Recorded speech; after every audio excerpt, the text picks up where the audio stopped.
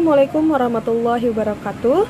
Saya Novi Eka Putri dengan NPM 2241125 akan mempresentasikan sebuah materi dari mata kuliah statistika, yaitu pengantar statistika.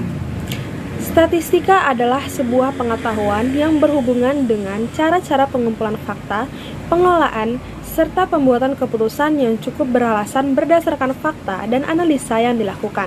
Sementara statistik dipakai untuk menyatakan kumpulan fakta, umumnya berbentuk angka yang disusun dalam tabel atau diagram yang melukiskan atau menggambarkan suatu persoalan. Lebih lanjut, Sujana menyatakan statistika adalah ilmu terdiri dari teori dan metode yang merupakan cabang dari matematika terapan dan membicarakan tentang bagaimana mengumpulkan data, bagaimana meringkas data, mengolah dan menyajikan data, bagaimana menarik kesimpulan dari hasil analisis, bagaimana menentukan keputusan dalam batas-batas resiko tertentu berdasarkan strategi yang ada.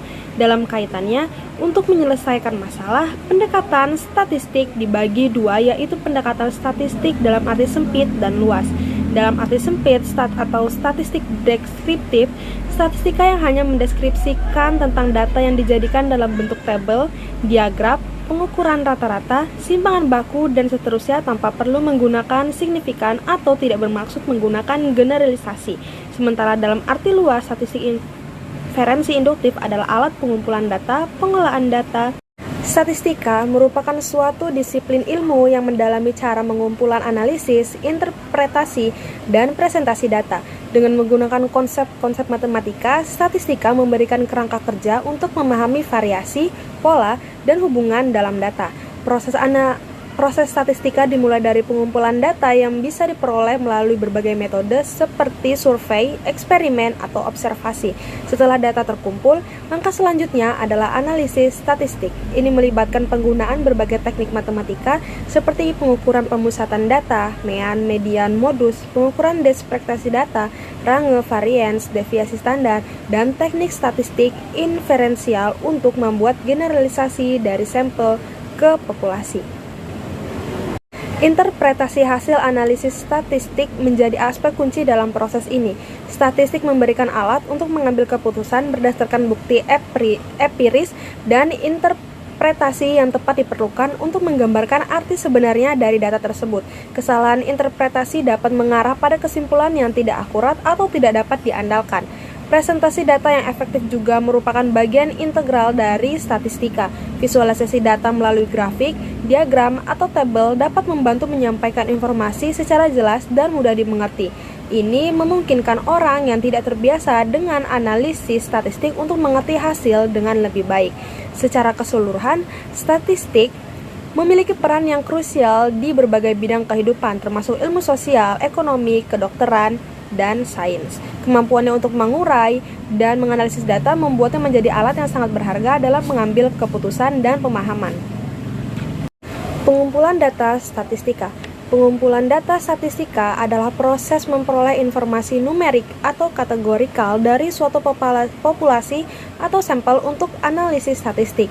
Langkah-langkah pengumpulan data ini dapat melibatkan beberapa metode dan teknik. Berikut adalah beberapa metode umum yang digunakan dalam pengumpulan data statistika. Pertama adalah survei. Jadi pengumpulan data yang melalui pertanyaan atau kuesioner yang diberikan kepada responden. Contohnya survei pendapat masyarakat atau survei konsumen.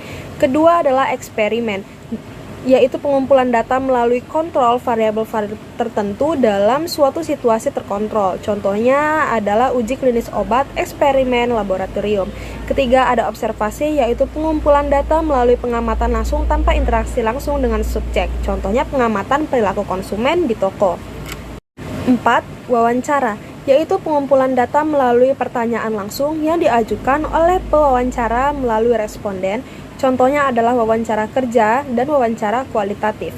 Kelima ada data sekunder, yaitu pengumpulan data menggunakan informasi yang telah dikumpulkan sebelumnya oleh pihak lain untuk tujuan lain. Contohnya menggunakan data dari lembaga pemerintah atau database online. Keenam, ada sensor dan teknologi, yaitu pengumpulan data secara otomatis melalui sensor atau teknologi seperti RFID, GPS, atau sensor lingkungan. Contohnya pengukuran suhu otomatis dan pelacakan pergerakan. Ketujuh, ada pengumpulan data online, yaitu pengumpulan data melalui informasi online, survei daring, dan platform pengumpulan data digital. Contohnya adalah survei online, analisis data dari platform media sosial. Kedelapan, ada sensus atau pengumpulan data dari seluruh anggota populasi. Contohnya sensus penduduk atau sensus ekonomi. Kesembilan, ada sampling atau pemilihan sampel, yaitu pengumpulan data dari sebagian kecil populasi yang mewakili populasi secara keseluruhan. Contohnya mengambil sampel acak dari populasi untuk mengukur parameter tertentu. Kesepuluh, ada pertanyaan terbuka dan tertutup, yaitu pengumpulan data melalui pertanyaan yang memerlukan jawaban terbuka atau tertutup. Contohnya, pertanyaan terbuka seperti apa pendapat Anda tentang bla bla bla, dan pertanyaan tertutup seperti pilihlah di antara opsi berikut bla bla bla bla. Deskripsi data, yaitu ada pemusatan data yang terdiri dari mean, rata-rata, atau jumlah semua nilai dibagi dengan jumlah data. Ada median, yaitu nilai tengah atau ketika data diurutkan. Lalu ada modus, yaitu nilai yang paling sering muncul dalam data. Lalu ada penyebaran data. Penyebaran data terdiri dari range atau selisih antara nilai tertinggi dan terendah. Ada variance atau ukuran sebaran data dalam statistika, dan ada deviasi standar, yaitu akar kuadrat dari variance. Ketiga, ada probabilitas, yaitu konsep dasar.